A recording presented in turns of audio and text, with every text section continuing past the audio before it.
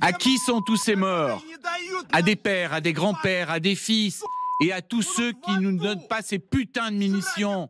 Ils finiront tous par brûler en enfer.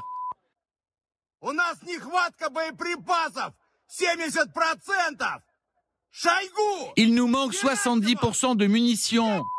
Shoigu, Gerasimov, où sont ces putains de munitions?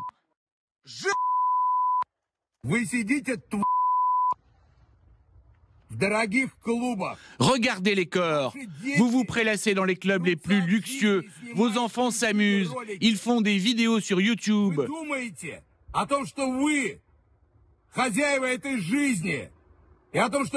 Vous croyez quoi tous? Que vous êtes les maîtres de leur vie? Que vous pouvez disposer de leur vie? Vous croyez que parce que vous bombardez des entrepôts en Ukraine, ça vous autorise à faire ce que vous voulez de leur vie?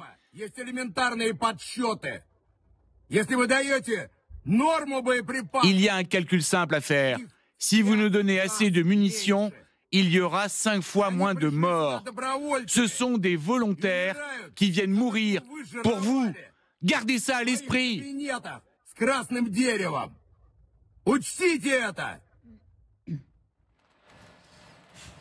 Voilà, alors le détail sordide que je ne vous avais pas donné, c'est qu'il fait cette vidéo dans le noir devant des cadavres. Ouais.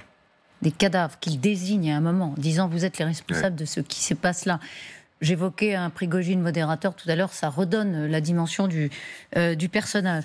Bon, grosse colère, il nomme Shoigu, il nomme Gerasimov. Il a l'air à bout ou pas? Il surjoue. Comment on peut interpréter cette... Il est dans un coin là, parce qu'il a promis de prendre Bakhmout, ça fait 8 mois qu'il ne le prend pas. Il a recruté des gens leur promettant de gros salaires et la gloire et la rédemption par rapport à la citoyenneté russe, etc. Donc en fait les gens meurent.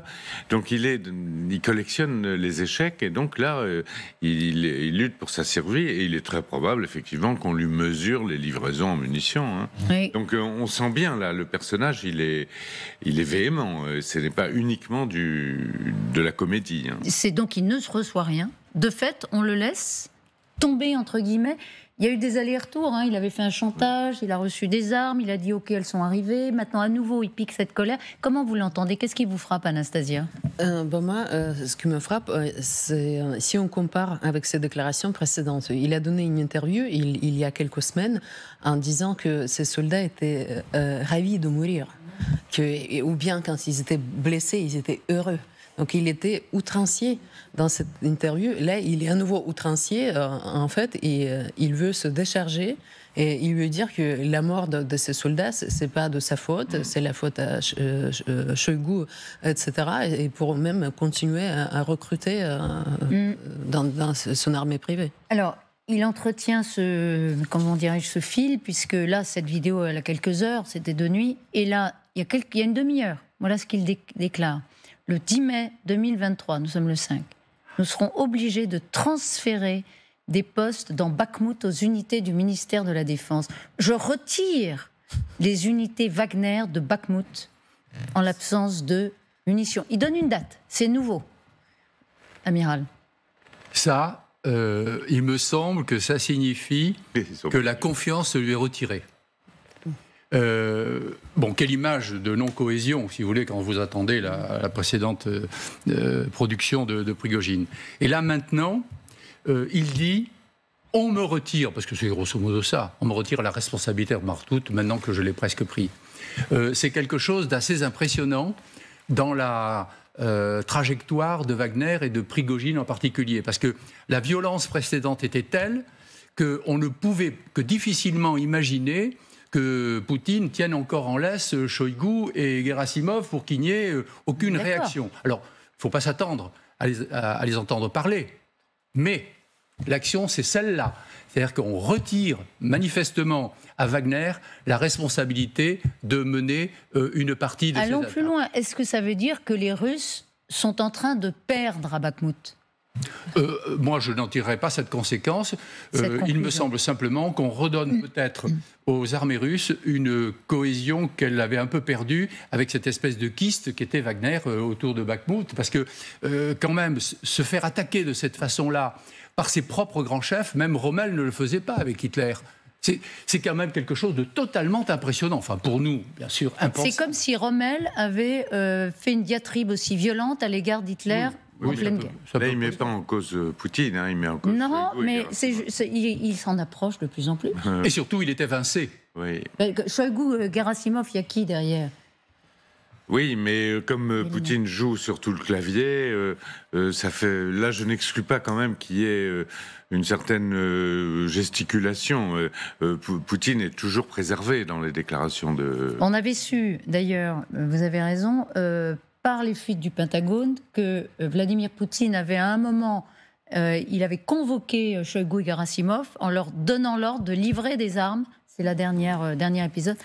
À Prigojine. Est-ce que ce sera le cas? Enfin, quelle colère quand même, quel regard menaçant, quelle hargne, quelle fureur. Mélina? Pour moi, on est dans de la communication.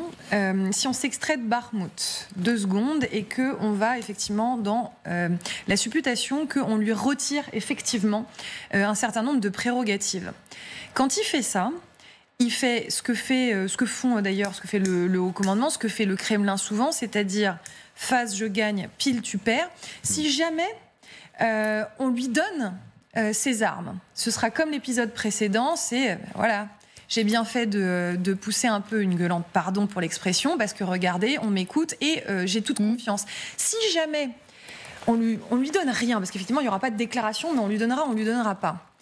En disant je pars à telle date, c'est de toute façon j'avais dit que je partirais si on me donnait rien, donc c'est moi qui ai raison de toute façon sur toute la ligne, mais c'est pas la première fois qu'il menace de partir.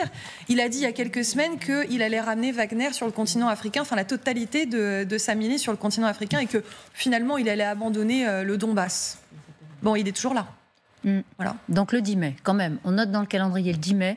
Rappelez-vous, il y a quelques jours, les Américains ont donné ce bilan, c'était John Kirby, le porte-parole de la sécurité nationale américaine, qui disait ceci: 100 000 pertes russes depuis décembre, ce qui était tragique, monstrueux. 100 000 pertes depuis décembre côté russe, 20 000 morts sur les 100 000 pertes. Alors pertes, c'était des blessés et des morts, hein. C'était ceux qui ne pouvaient plus combattre. Pertes pour le front.